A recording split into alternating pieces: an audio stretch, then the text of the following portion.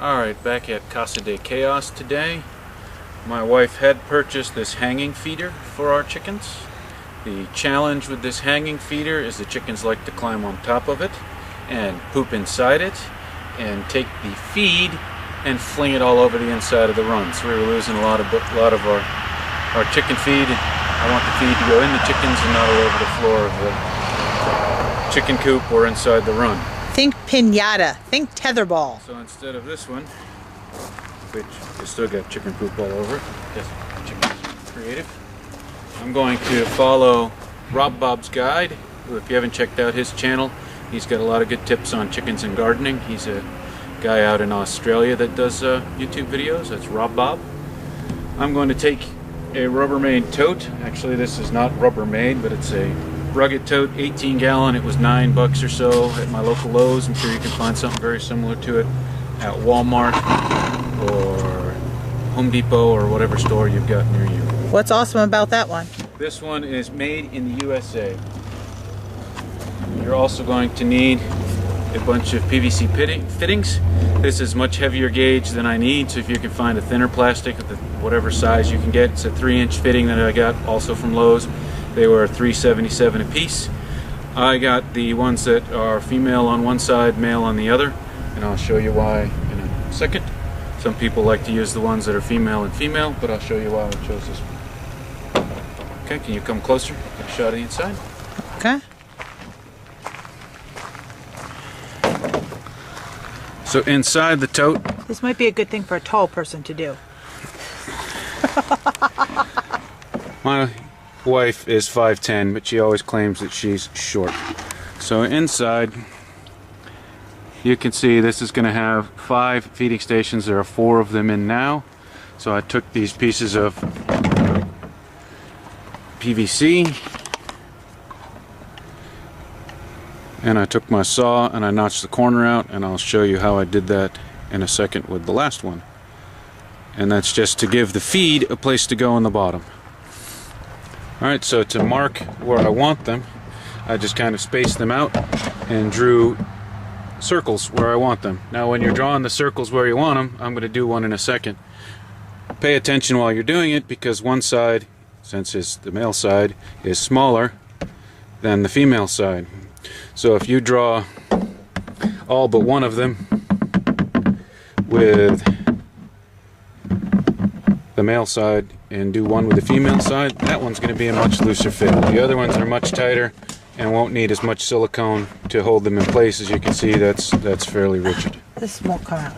Sweetheart, can we ever so quickly just show the male and female thing and explain that? Because you keep saying male and female, and not everyone is as is fluent in that term. Okay. There's a whole one. Why don't you explain it then, my dear? Okay. This is the larger end, and you can plug something into it. Something can be received in it.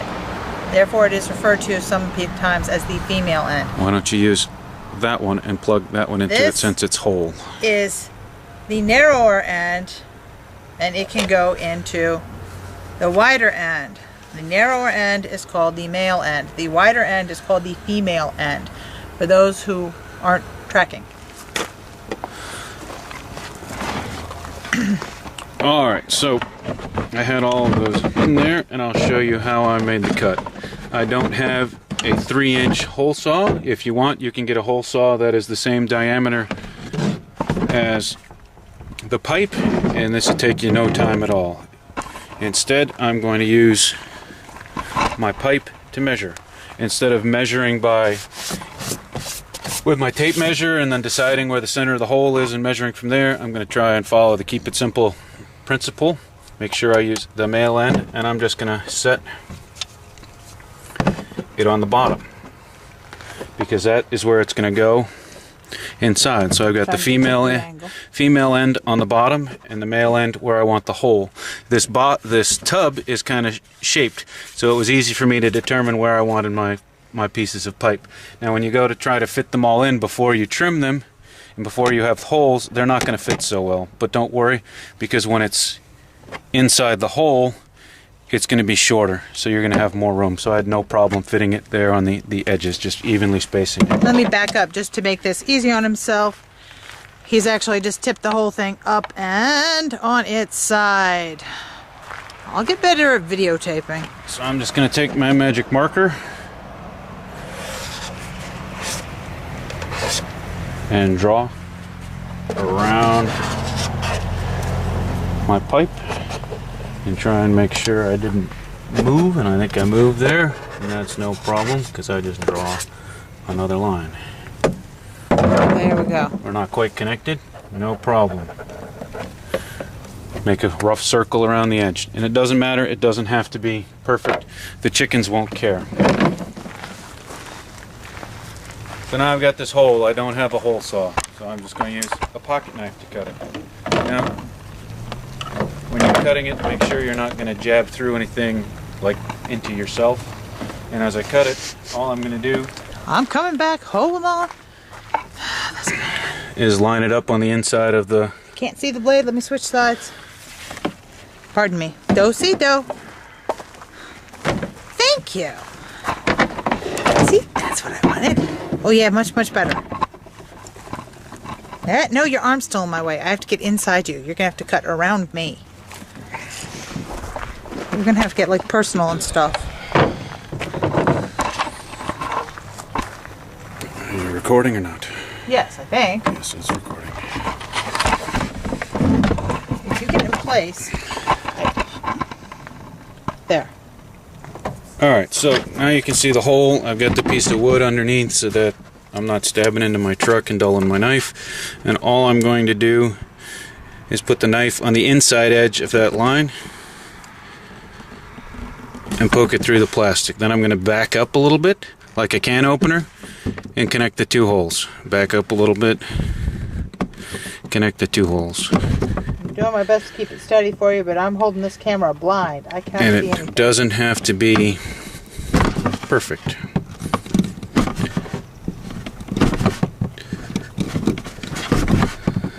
So when I get so that I'm about halfway, I'm going to flip over the other side and do the same thing.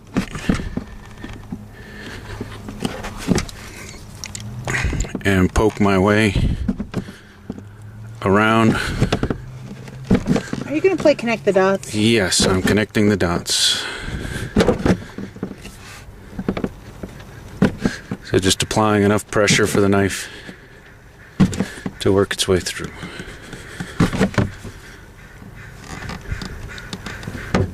And you don't have to poke it all the way through from this side, because once you get most of the way around, you can flip it over so that you're looking on the outside, and your pattern that you're cutting will be transferred all by itself.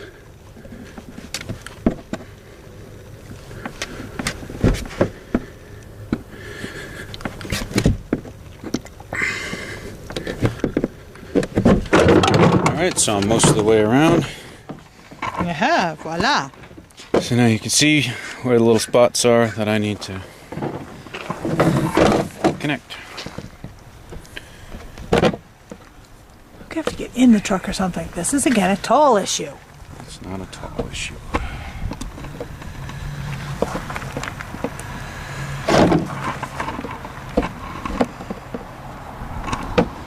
So connecting my edges.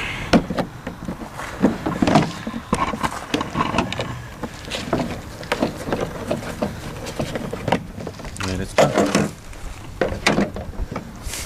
Now here's my whole piece of PVC for a test fit. Nice and snug. Fits right in. You have skills.